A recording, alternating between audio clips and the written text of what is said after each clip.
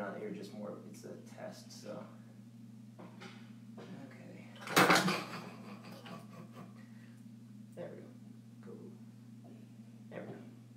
My fault. Alright, so, do it like that. And this one's not, this is just the camera. This is just so I can hear the setup. Alright, we're live. So, hey everybody, this is Jansen, and we are live with Father Jim here. And believe it or not, this is not really what you think. Everybody else thinks it is something, and he's all nervous, so don't worry about it. Anyway, everybody's always been wanting to know who inspires me and who the different people that are leaders in my life. And every time I've told you guys I was going to actually show you exactly who they are. So, and why they are. Father Jim here, I met him at a Cursillo, and he's a spiritual leader of mine. And he's also a brother and a friend. And he's the one that lets me know that life is okay. He's the guy that usually can pull me out of my shell when I go into my shell. And I'm usually the guy that's pulling him out of his shell. But the whole idea is with these conversations, if you guys remember me telling you, is just for you to be able to meet great people that inspire. There's so much negativity in today's world, and there's so many people telling each other, you can't do this, or you can't do that, or he said, or she said, or that we forgot to be friends. We forgot to be brothers. We forgot a true calling. It's not about race, religion, color, creed, sexuality, or anything like that. It's about being there for each other and accepting people for who they are, but to lead by example. At no time have the people in my life ever told me who to believe in, how to believe, what to believe. They led by example. Father Jim is one of them. And, you know, he just asks questions. Like, what do you believe? How do you believe?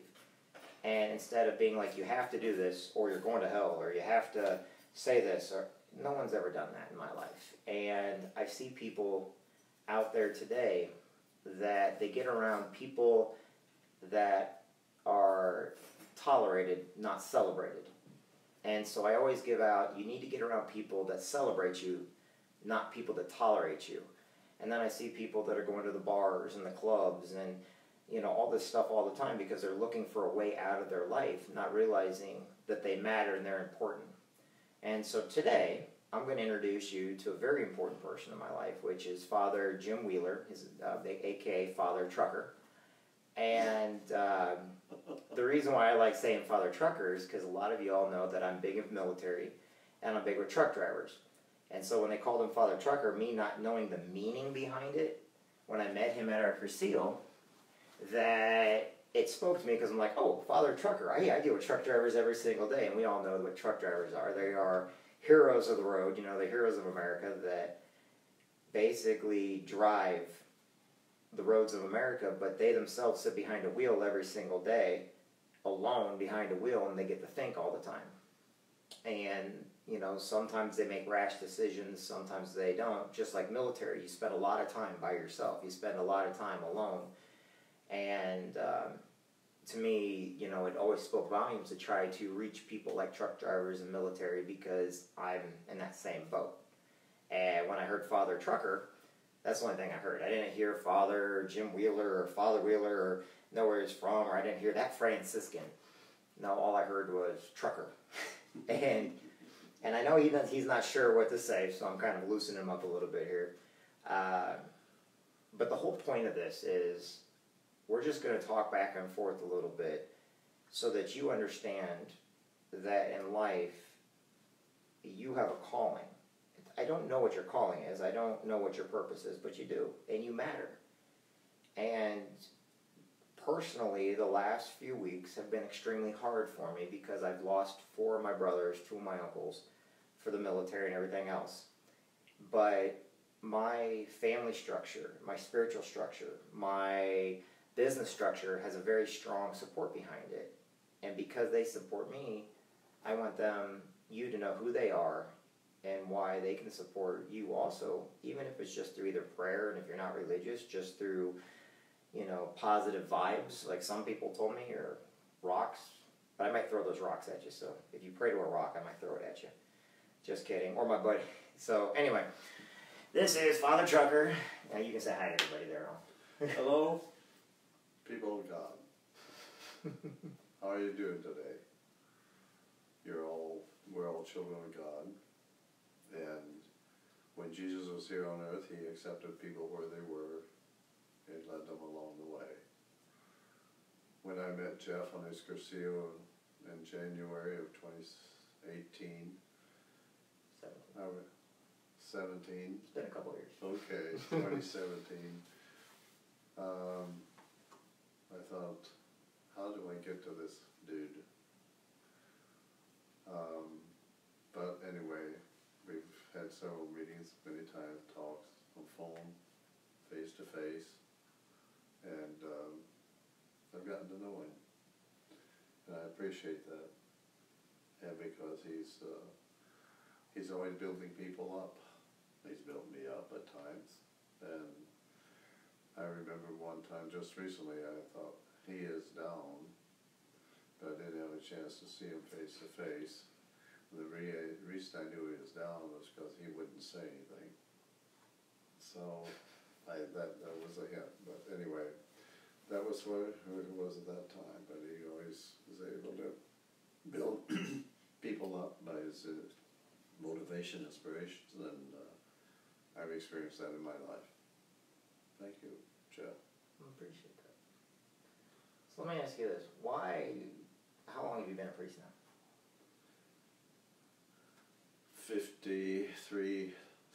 1966 to 2019 would be, how many years? January 2019. Did you have nuns in grade school growing up as your teachers? Yes. Do you still have the bruises on your hands from the rulers? No, they'd pull my hair from the back. Oh, I see that. Yeah, they you know, these nuns, you know. But they were good ladies. They were good ladies. Of course. My dad, we were just at a family function. My Aunt Mary Ann Wellman, she died a couple years ago, and Ed just died. And Mary Ann, who's older than my dad, kept his report card from when he was 6 years old. And they gave it to him, and I hung it on the refrigerator. It's like, see, it's the first time report card hung on the refrigerator. And my dad was born in 1940, and this was from 1946. And he was smarter than me. I tell you what, he had all kinds of good grades and everything else. But he had nuns as teachers too and stuff like that. Then I forgot, he went to St. John's, and they had the convent. So I think you were at his high school reunion or whatever. I think from 58 years. Jeez. No, 65. Yeah. 65 years. 53 years I've been a priest. I figured it out. One of the things I love, because you knew that I knew Father John Beveridge, and then Father Chuck. No, it wasn't Father Chuck. It was Father Baptized Gracie.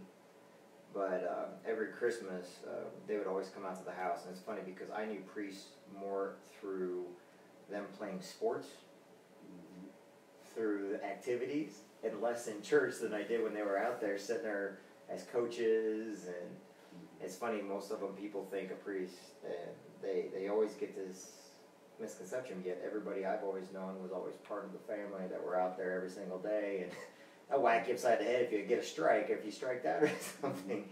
And I always tell everybody that, you know, people are fearful of priests sometimes because they think that all they do is they go to church every day and they come home. They go to church every day and they go home. And they don't. And I try to explain that to people, and they don't know that they play golf and they play baseball and basketball and they do all kinds of sports and everything, just like the nuns do. Several of them I actually swam with over at QU. And people get this, they just go to church and they think that's all priests do, is sit in a church all day and have incense.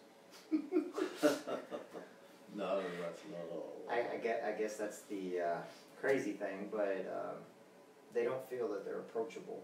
And what I've told everybody is everybody I've known, like priest-wise, have always been approachable. And people that are leaders are approachable, because it's people that close down that it's hard to get to them, so they can't do much good. And I think I've always told you got to be approachable, and you've always been approachable. It's just you got to let people know you're approachable.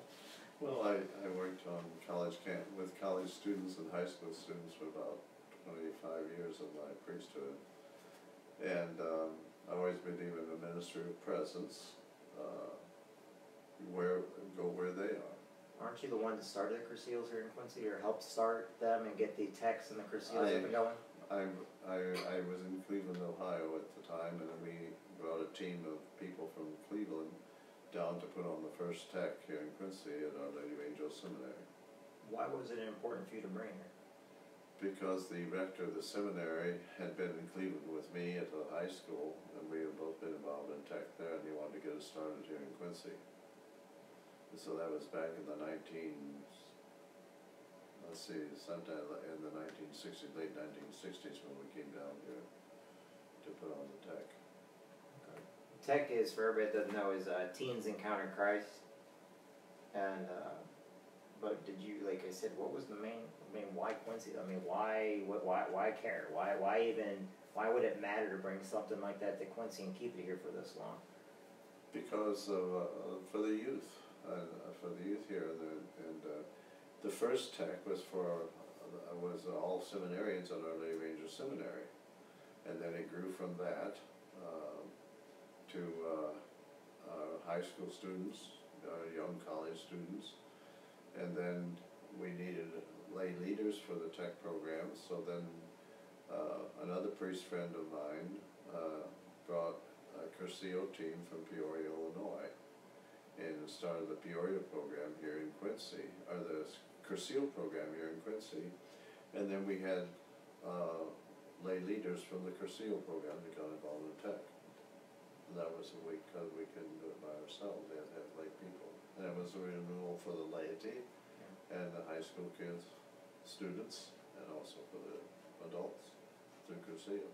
No, tech, when people think about it, it's not just a bunch of people sitting around. It's actually fun. It's like, interacting with each other. It's writing and drawing and just having a good time, almost just like an activity, like an event, so that you bring everybody together, correct? Right, and also the people help one another, that they meet on a tech or on a Curcio, and they form a lot of times lasting friendships. And also the continued sharing of that by getting involved. Now, would you say that tech to some people have been life-changing or saved their lives? Well, I'm sure it has, because I worked on tech in Cleveland for 3 years, and that was quite an experience. I had a tech 3 there for a while. It was 3 weekends out of a month, and the 4th weekend was a day of renewal, and it was quite taxing on me, and I got a little burned out on it. But you get burned out? Never. You sound like me half the time. So, in other words, if tech didn't come to Quincy, and you did not care enough, and you wouldn't just be like, we could just keep it in Ohio, then technically you would have never had an influence or changed anybody's life for the better. Right. It's not for the worse, because there's nothing that you can't do no worse. But there are other ways you can. Like, students in college would say, Father, you need to talk to person X. I said, I don't know who person X is. And they say, well, come down to the track team, the track field, and I'll point him out to you. So I go down to the track team, watched him, and said, one of the guys in there said, who's person X? Well, there he is right there. So I go and say, hey, sometime you want to go out for a meal? The college students like to go out for meals, so we go out for a meal. Of course they do. And then we got to know, I remember one person in particular, that he was a very angry young man. And then we go out for a meal, and he invited me over to his apartment for meals.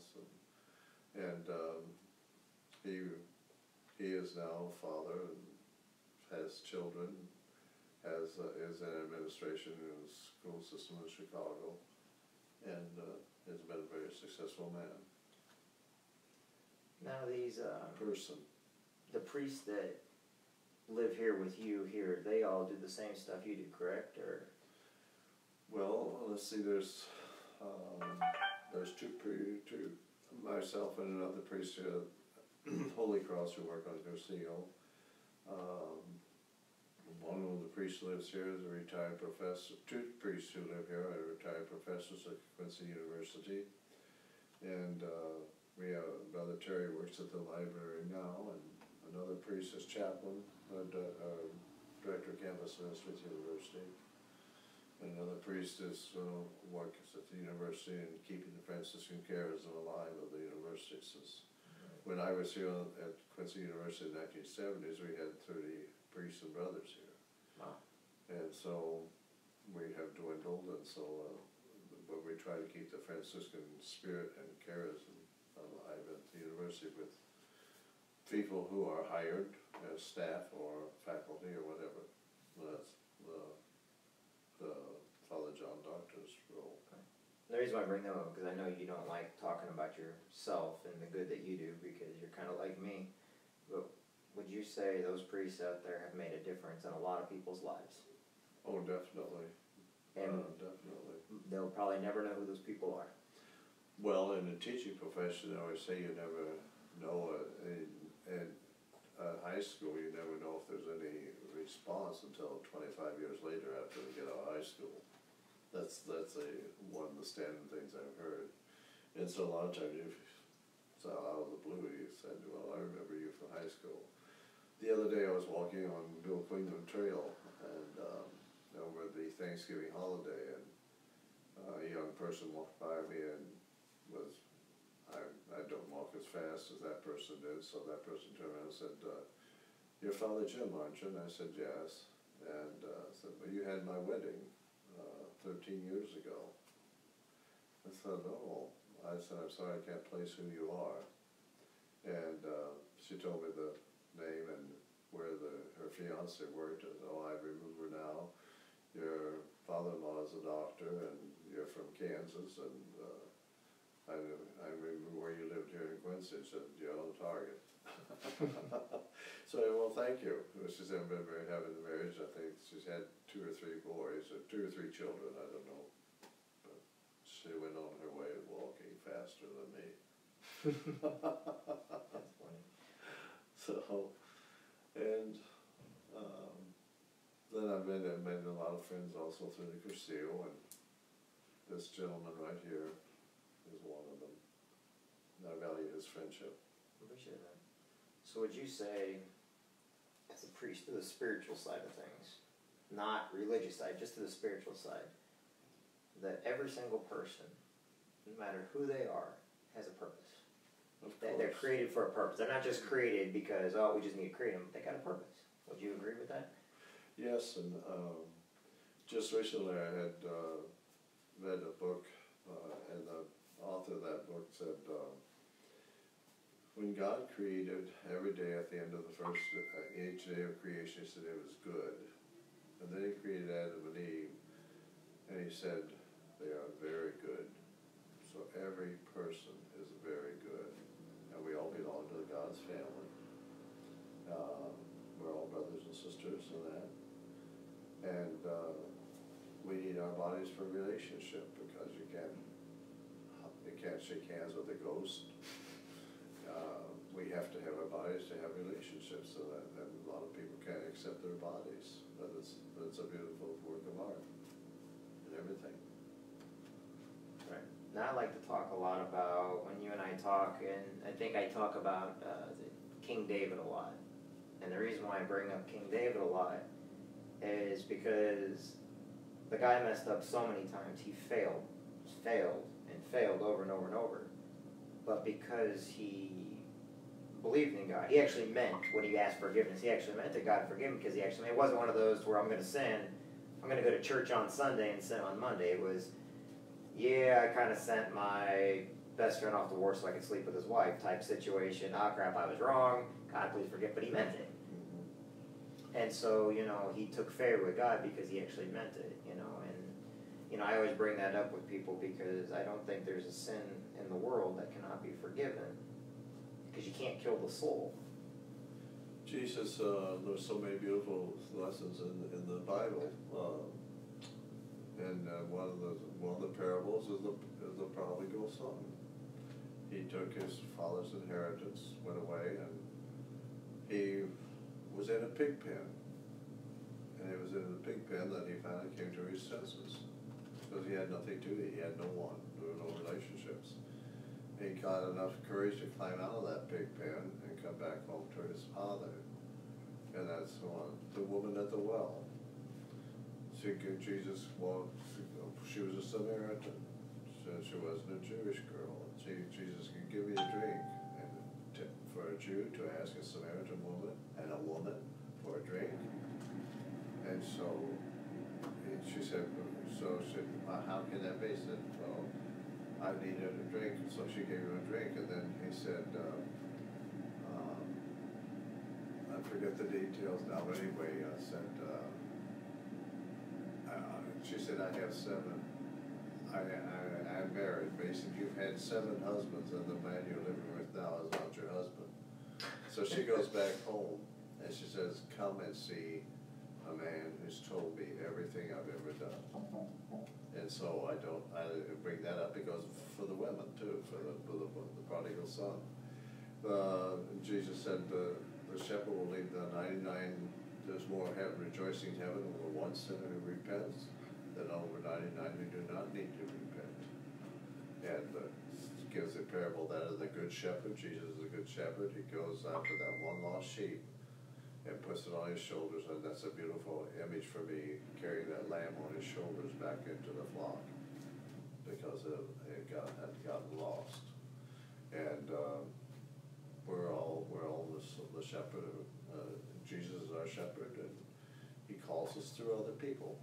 He works through Jeff, he works through me, through all of you. And you don't know the effect you have on people. It can be a very small thing. One time I was in a restaurant waiting with a friend of mine, and we said, bless ourselves in the grace, and the gentleman behind said, when he left, said, thank you for your saying your grace, I was watching you, and that made an impression on me. So that's testimony, that's witnessing. You witness, Jeff, all the time. Mm-hmm. And all of you people out there, you witness too, by your fellow workers or your family members or your friends or however. And you need people. You need people that will help you when you fall, pick you up and walk back with you, walk along with you. I always like that saying, I can walk ahead of you, but you may not follow me. I can walk up beside you and let you lean on me, or I can walk behind you and pick you up when you fall. I always like the one with the homeless guy on the road. I don't know the whole story, but it came to mind just now. Where people every day, they brag and they say who they are and what they do and everything else, yet they walk around the road, and the first time they see somebody on the road that's hurting, starving, dying, was it the first person went completely around them, so they didn't have to, and then walked on. The Good Samaritan. The Good Samaritan. The next person, basically, get away from me. You know. The priest walked by, the rabbi walked by, and all people you would think of being leaders walk by this one person, you know, the one people that we follow, but they're ignoring the one thing that they tell everybody not to ignore. And that person was a Samaritan who was not accepted by the Jewish people. And that woman at the well was a Samaritan that Jesus took a drink from, got a drink out of Jacob's well. They adjusted it, I think, to the guy at the house. He was expecting God to come visit. He made this huge feast at the table, and you know, it reminds me of when Mom and everybody made parties and everything at her house. Mom was big in the Christmas parties, especially during the holiday, and you invite everybody.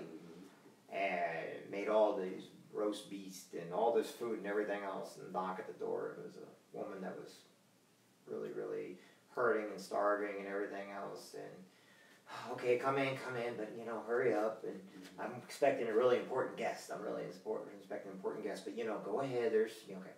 Next person came, what was it? They needed to get warm. So go warm yourself by the fire, but expect an important guest when they leave. Next one came and sit down and eat, have a good, that's fine. And at the end, the very next day, it's like, you never came. And that's when God tells him, no, I came every day. I came 3 times to you, and you let me in each time. Mm-hmm. And most people forget, they're looking for this big miracle. They're looking for that lottery. It's not going to happen because that's not what it's about. It's about doing good for others and not expecting or asking anything in return. You can't expect something in return. That's why I always bring up David. He didn't want anything in return, but God and more riches on him and power and wealth because he meant it. But, if you go into it wanting something, you could have kicked everybody out and then not realize that you're kicking out the very person you need in your life. And I've realized that with a lot of people. They're waiting for that one golden ticket, the Willy Wonka of golden tickets. And they want to tell everybody they're leaders, and they want to write all these books. But the second that you try to follow them, you can't. Because they won't let you follow. A true leader goes in first, eats last, goes to bed last, wakes up early.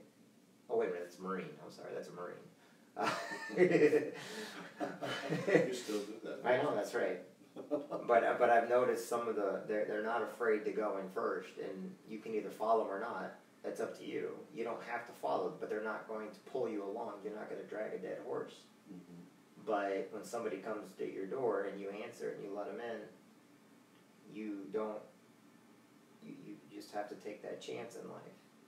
And so many people out there, they get depressed. They don't think life is going right for them. They think that everything is downhill. They want to get in their little box. They call themselves normal. And then they look out, oh, well, I don't want to mess with that because I don't want to get part of the rumor or the drama. Oh, I don't want to deal with your problems because, oh man, it's going to come back and affect. People forget that sometimes that's our calling, that's God or whoever they pray to. That's them knocking at the door saying, hey, I'm right here. I'm not a rich person. I'm not a poor person, Over the last couple of days, one of my friends, he made 6 figures. He had plenty of money, but he was empty on the inside. Very, very empty on the inside.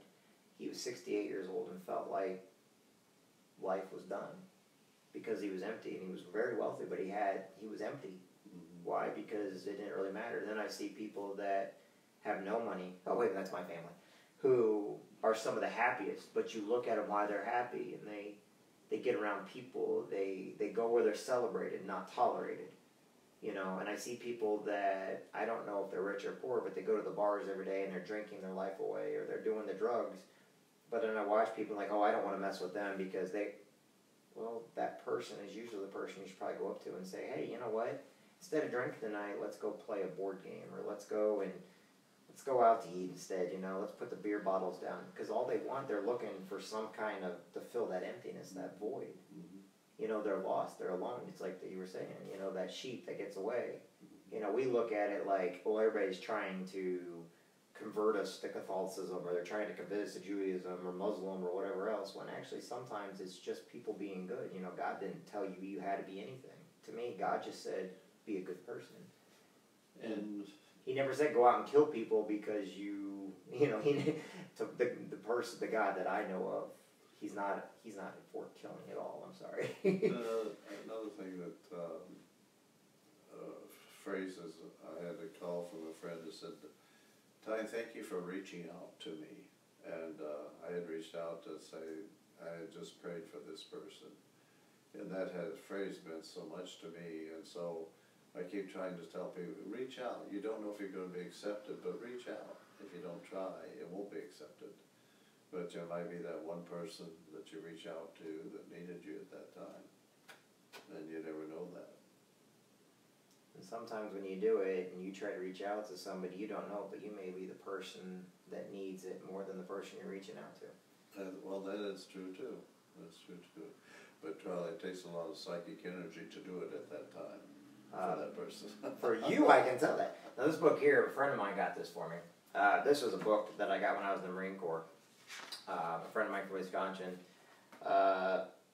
It actually says, and I never gave it back, I probably stole it, so I admit that, but it says, Jeffrey, I go to be reading this quite often. I have to be reading this quite often. Please take care of this book.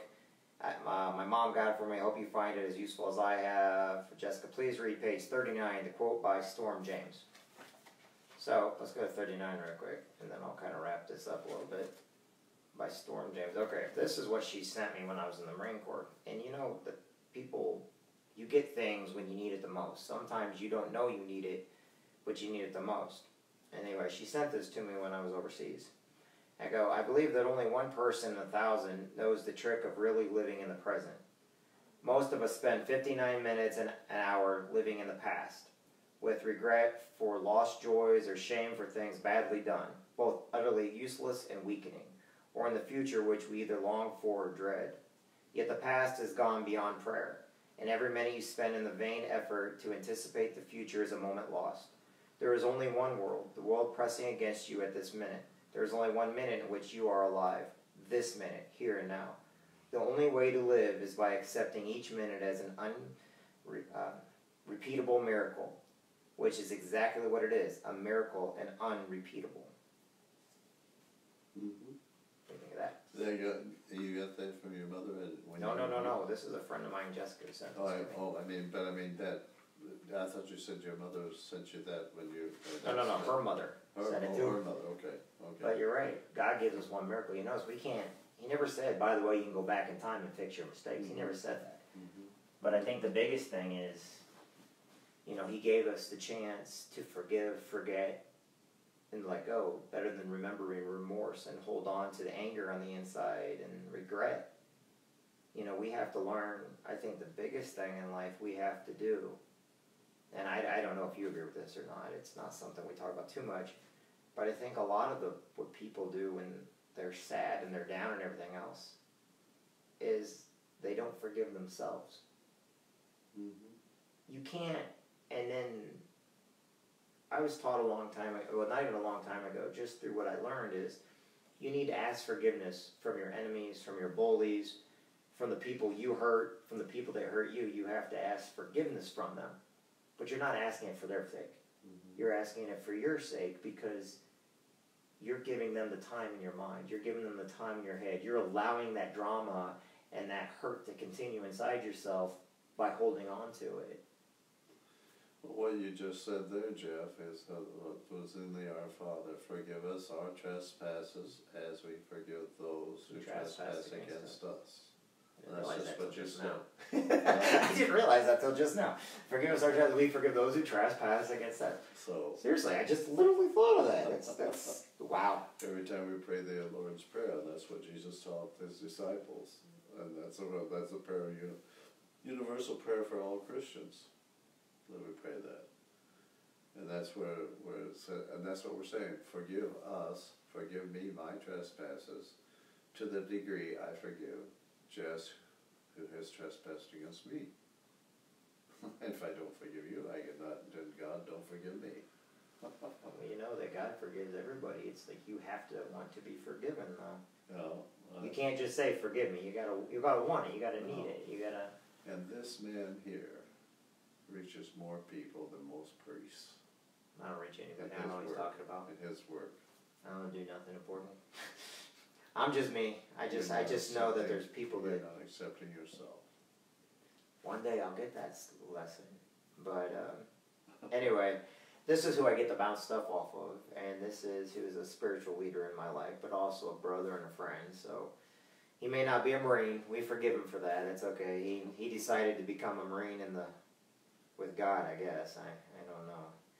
To survive the nuns out there, I don't know how you do it. By the way, if Sister Florence is watching this, sorry. She's one of my aunts. I think she's about 99 years old now. No, seriously, that's not a joke. I think that's how old she is right now. Because Grandma died at 98. Sister Florence is Grandpa Coons. But a lot of y'all know her from St. Vincent's when she worked over there. And she believed in hard work. And you don't get anywhere in life without working. You do not expect anything in life unless you're willing to go do it yourself. Do not expect anybody to do it for you. You need to go do it yourself. You can't just expect stuff from people. That's not why we're here. You have to go out and earn it every day. You have to live every day. in society, if you sit on a couch, you know, I mean, one of my friends put this on social media the other day, that if you sit down, you know, you all go out and get fast food, you know, take the S out of fast food. What do you get? Fat food. So what happens if you sit down, you get freebies every day, and you sit down and do nothing? We sit back and basically you're no use to anybody. Problem is, each one of us has a purpose. We have a calling. We need to get off our seats and go out and talk with people. We need to go out there and introduce people to people, you know. Is everybody going to agree with everything that each other do? No. But you're also not going to know that one person you talk to, he may not or she may not agree with you, but you may have just made a difference in their life by telling them something. Everybody is going to be a Christian or a Catholic. Not everybody is going to agree with everything you say. But you want to know something? When they learn that they're loved anyway, and they're respected anyway, and all of a sudden it's kind of like, you can be whoever you want to be. I'm just going to lead. If you want to follow me, that's your choice. Jesus, a long time ago, said, you know, I'll lead, but it's up to you if you follow. And I was telling him earlier coming in here, and the reason why I said it is some of the biggest cowards ever, the disciples, the 12 disciples were the biggest cowards.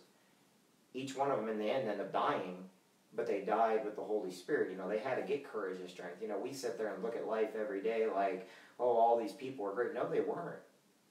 They were human, and they sinned, and they were scared, and, you know, they hid. You know, I mean, Pontius Pilate was a very strong Roman. Do not get me wrong, he was. His wife tried to tell him, hey, you know, this Jesus guy, we might want to be careful with him.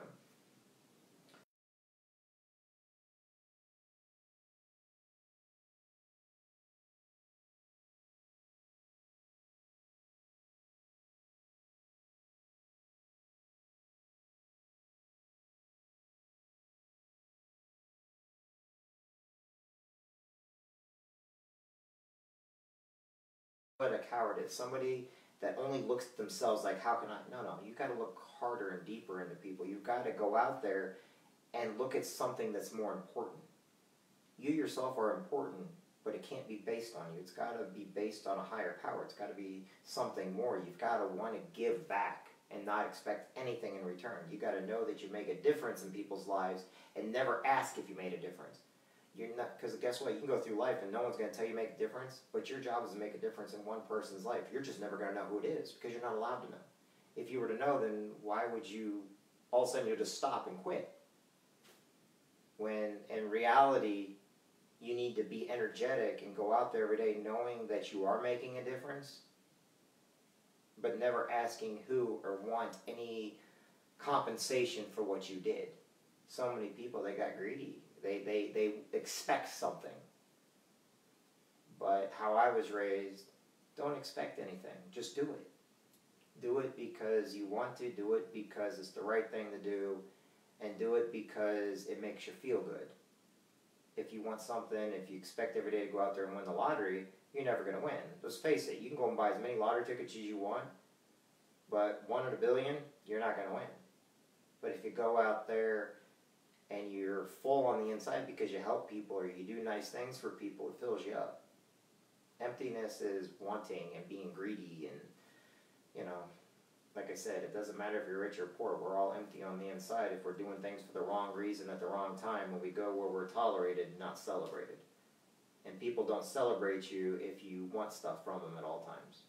They just tolerate you. So go where you're celebrated, not tolerated. Anything else you want to add before I close her up and tell everybody to get jiggy with it? all of us are on the journey to the, or in my view, to the Lord, and we help one another along the way. And when we fall, we get up and start over again. If we want forgiveness, God will give it to us, and He's there with us every day of our life, whether it's a situation, whether you're single, married, widowed,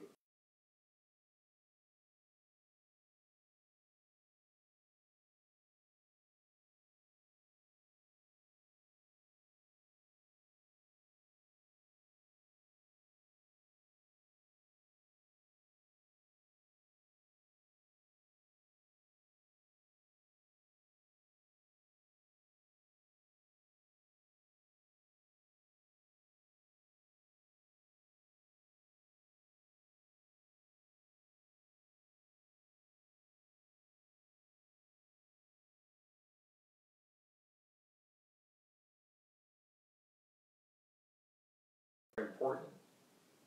And if you basically do not get out in the world to go and do your purpose, if you don't have a purpose, you're going to be alone. You're going to feel alone. You're going to feel you need to go out and volunteer. You need to go out and be nice to people. You need to go out and celebrate your friends. You need to go out and just take on the world, whether you're scared or not. Because if you close yourself down and you keep pushing and you keep having resentment, it doesn't do anybody any good, especially you. Because every day in life you matter. Every day in life you have a purpose. Every day you walk this planet, there is a reason why you're here. And if you are so greedy that you have to lock yourself in a closet and throw away the key, you know what they told me? God knows you're in a closet. You think he really cares if you're in a closet? Nope, he can see you. You know, we're so busy blaming everything on politics, and we're looking to blame that we forget to point the finger right back at us and say, hey, you know what? Failure is acceptable. You have to fail to succeed. How you succeed and what you succeed is up to you. Whether it be in business and marriage and life and relationships, you're going to fail. You have to fail. Failure is part of it. And what's popping in my head right now is, Jesus died on the cross. That's failure. You know why it's a failure? Because he needed to die in order for the sins of man to be lifted.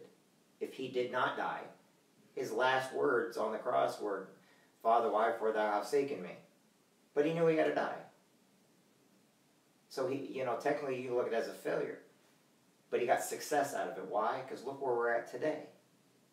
Today, you have the church, Peter built the church on the rock of our faith, stuff like that. I guess you can go to that,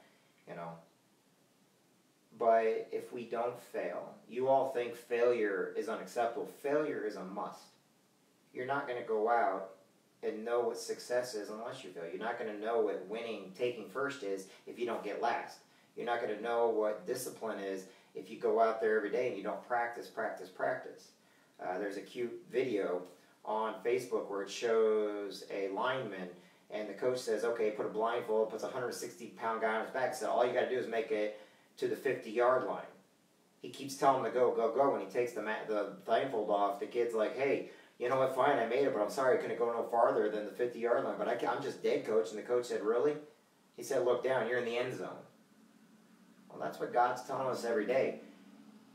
We're so, we have to shut our eyes sometimes and just trust and just know that we're going to make it there. Because guess what? The pain might be hurting, but if we know where we're going, we stop.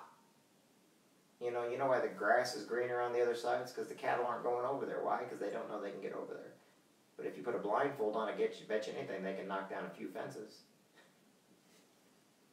Some of you are going to understand it. Some of you are going to look at me like I'm crazy. I get that. But look at a football field someday. And Dave Savola used to say this. He's a mentor in our business who passed on a couple years ago. He goes, look at the 50-yard line. Where is the mud at? It's in the middle of the football field. You want to go where the grass is at. Well, you're not going to get to the grass, if you don't shut your eyes and go. Everybody's always right there in the middle. They're always at the 50-yard line. That's the reason why there's no grass. You want to go where the grass is green. So, let a few people tackle you. Let a few people, strike you out. Babe Ruth had more strikeouts than he had home runs, but he was the home run king. But he wouldn't know how great a home run felt like if he didn't strike out a few times. He wouldn't get mad. He wouldn't try harder. He wouldn't push himself. Everybody's like, you can't do that. Well, they told Michael Phelps he couldn't do it either, and look what he did.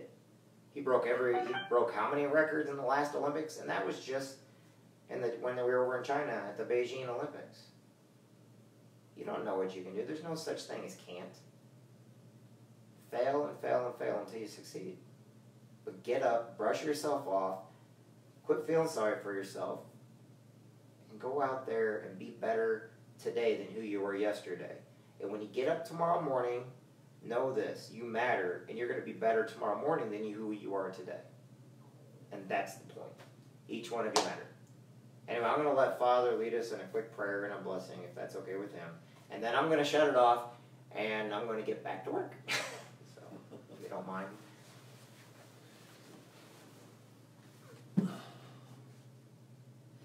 God the Father, bless all of us on our journey. Bless us in our human existence. And we're all broken people. Jesus, when you were here on earth, you touched people, they were healed. And they touched you and they were healed. You are the divine physician. Touch each one of us in our brokenness and heal us. And fill us all with the gift of the Holy Spirit. Those gifts of wisdom, counsel, and guidance, and courage, and strength, faith, even our faith, our hope, and our love for God and one another.